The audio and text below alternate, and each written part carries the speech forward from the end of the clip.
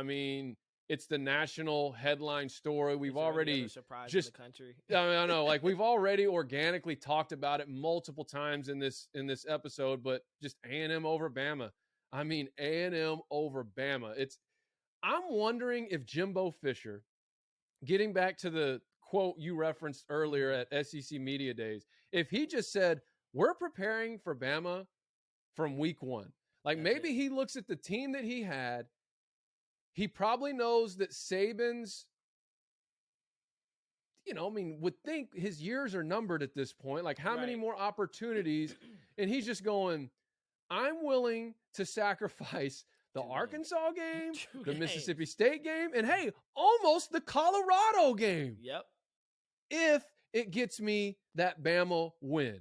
And I don't know, I'm not saying that's what happened, but I'm starting to wonder because I watched A&M play against Colorado. I watched A&M play against Arkansas. I watched A&M play against Mississippi State.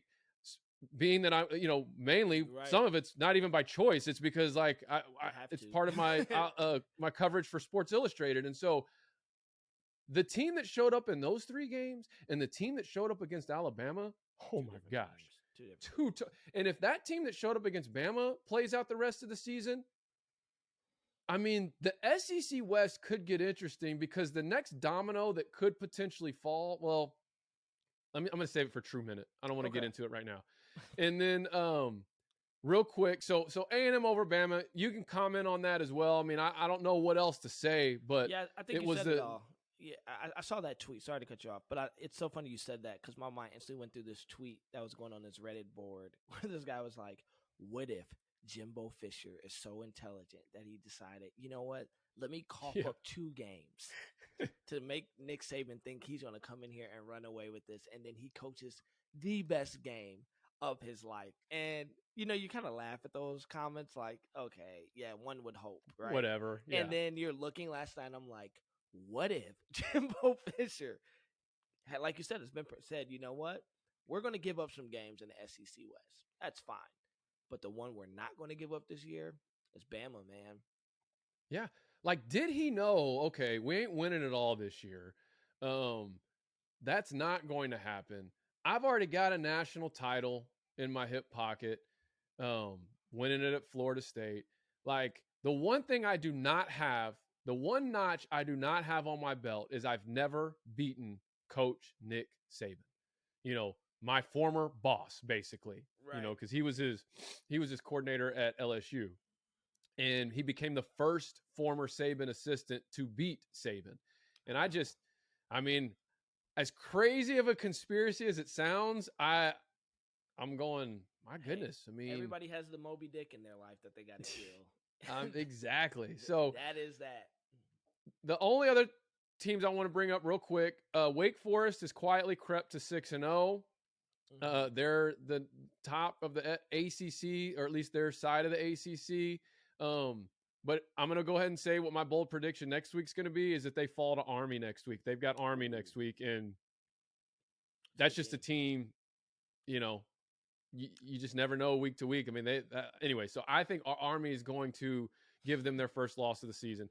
But you'll see the video. We'll have it on our TikTok, which, by the way, went viral again. And on our Instagram next week on game day. SMU. I gave them a little love last week. I have a quick take on them or a quick dream for them. I'm going to mention in our True Minute drill.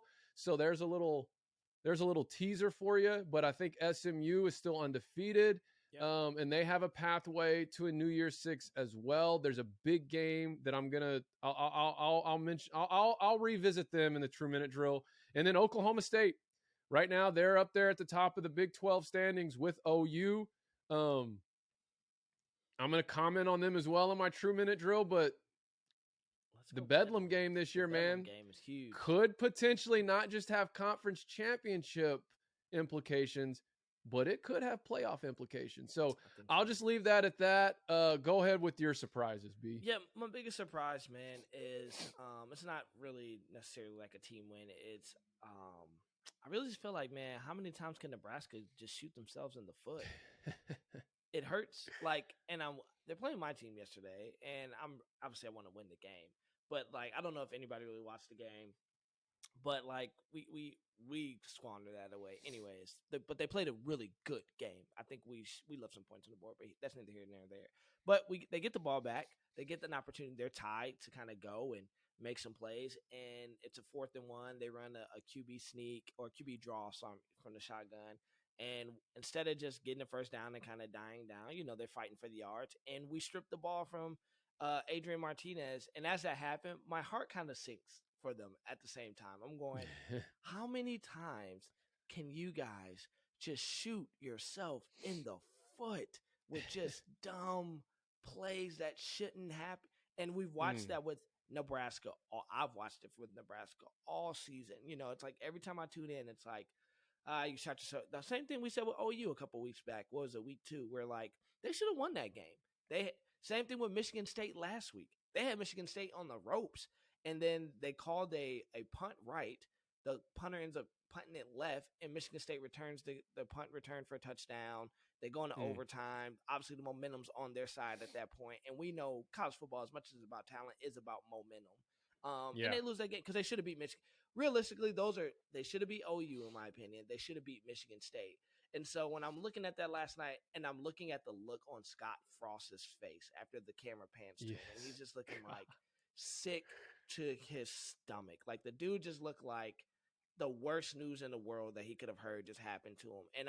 And he's had a sore spot for Michigan since '97. So yeah, he has, and even when he was at UCF, when we came in and we out hit Michigan, like, and he said it though, and I'll give Scott Frost this. He said, "This is the game we need to win to show that we are back." Like they had that game circled. Even the guys from Bussin' with the Boys, Will Compton and Taylor Lewan. Taylor played at Michigan. Will played in Nebraska. Like Will's talking trash. For some odd reason, Trey, this game felt like a rivalry game for Nebraska.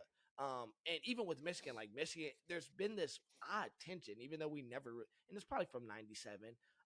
There's a Scott Frost thing. Yeah, it's this tension we have where in normal years we probably don't care about Nebraska. We're like, we got Ohio State, Michigan State, and Penn State to worry about. But this year it felt like there was something about this Nebraska team. And so just seeing that, man, I felt bad. I was like, again, it happens again. I'm glad it happened against my team, but I just can't help but hope maybe at some point Nebraska last week of the season against Iowa decides that's the game.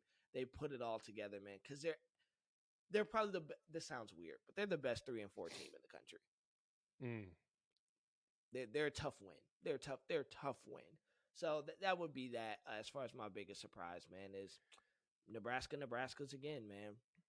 And before we go overrated, just for those of you that may not know your college football history, when we keep referencing '97, Scott Frost was the quarterback for Nebraska, led them to an undefeated record, and absolutely pounded a Peyton Manning-led Tennessee team in their bowl game. Michigan, who had Heisman Award winner Charles Woodson, went undefeated and barely beat a Washington State team in the Rose Bowl. And it was just the game that all of college football was robbed of, was a Michigan versus Nebraska championship game. And that should have been the game. And Frost made some comments in a news conference as a player, and there's just been this long-standing like tension ever since. But because they both went undefeated, they each kind of got a share of the national championship. But this was back before they had BCS. Yeah, I think it was before the it was before the BCS. Like it was a few years later. Yeah, it may have been like the next year. I think the next year, because it was Tennessee.